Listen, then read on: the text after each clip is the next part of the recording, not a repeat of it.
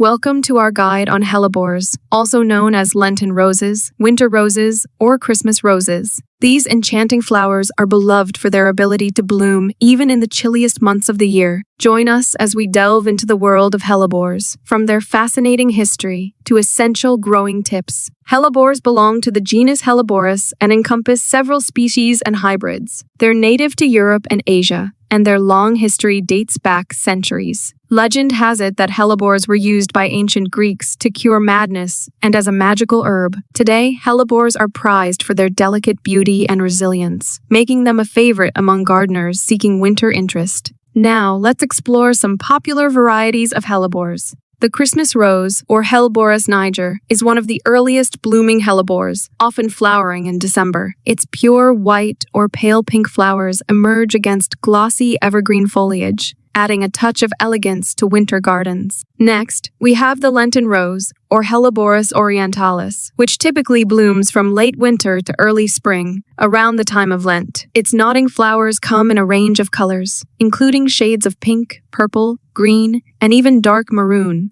Another popular variety is the winter rose, or Hellebores X hybridus. This hybrid species is a cross between various Hellebores species, resulting in a wide array of flower colors and forms.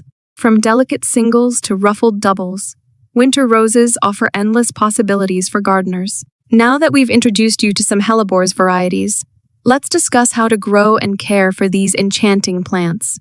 Hellebores thrive in partial to full shade and prefer moist, well-drained soil. When planting, ensure the crown of the plant is level with the soil surface to prevent rot. While hellebores are known for their resilience, they benefit from regular watering, especially during dry spells. Mulching around the base of the plant helps retain moisture and suppresses weeds. Fertilize hellebores in early spring with a balanced, slow-release fertilizer to encourage healthy growth and abundant blooms.